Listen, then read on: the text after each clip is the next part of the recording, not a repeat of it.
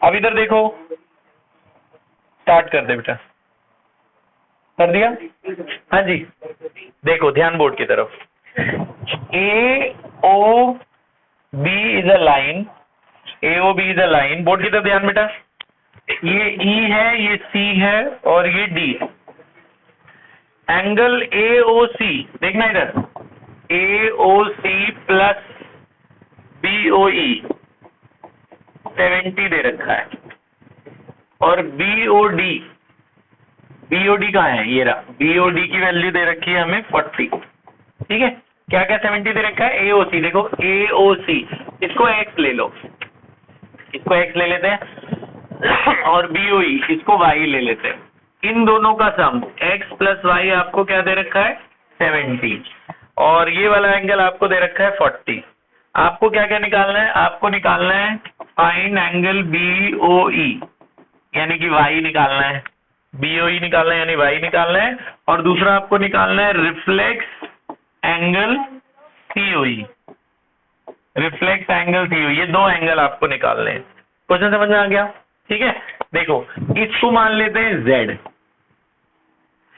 ये एक लाइन है, तो इन तीनों का टोटल कितना होगा, 180, तो x plus Z plus Y, इनका टोटल क्या होगा, 180, है ना। यहाँ लीनियर एंगल्स बोल देना, पेयर मत बोलना क्योंकि 3 एंगल है।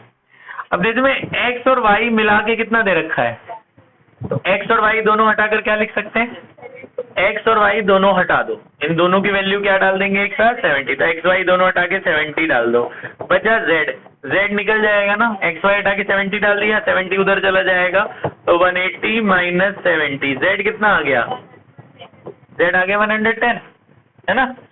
अब देखो इस पूरे का सम कितना होगा, ये भी तो एक लाइन है, CD क्या है, लाइन, तो CD अगर लाइन है तो Z प्लस वाई प्लस 40 क्या होगा, 180, तो Z प्लस वाई प्लस 40 क्या होगा, 180। रीजन लिख दोगे लीनियर एंगल, क्योंकि यहाँ लिख देना ब्रैकेट में CD इज अ लाइन, तो लाइन के ऊपर पूरे एंगल का सम कितना होता है, 180। बेटा बातें बाद में, पहले सुना करो। Z plus Y plus 40 equal to कितना हो गया, 180।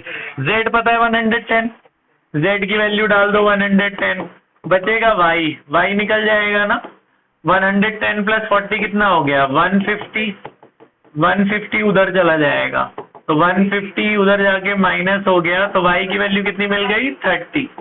y निकालना था ना, BOE तो है ना y, तो एंगल BOE मिल गया तुम्हें, BOE कितना मिल गया, 30 डिग्री। BOE समझ में आ गया। अगला क्या निकालना है, रिफ्लेक्स COE मतलब Z, हमें निकालना है रिफ्लेक्स एंगल COE का रिफ्लेक्स का क्या मतलब होता है, 360 में से माइनस करोगे ना उस एंगल को, वो एंगल कौन सा है, Z भी तो निकाल चुके हम, Z हमने कितना निकाला, 110, तो 360 में से ये चला गया, क्या बचा, 250। आया समझ में? ठीक है, x की वैल्यू निकाल सकते हैं वर्टिकली, हाँ यहाँ से भी 40 निकाल सकते हैं, हाँ ऐसे भी कर सकते हैं, अलग अलग तरीके आप कैसे भी करो।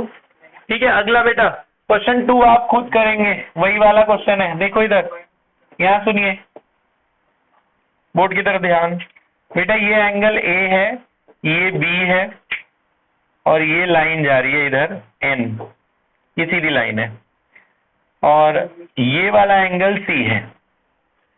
A और B का रेशियो है 2:3, ये वही वाला जो भी मैं आपको बताया था, A और B का रेशियो कितना है, 2:3। आगे आप कर लेंगे, A को क्या मानेंगे, 2x, B को क्या मानेंगे, 3x, फिर इस पूरे का सम कितना होगा, 180, माने A plus B plus 90 equal to 180।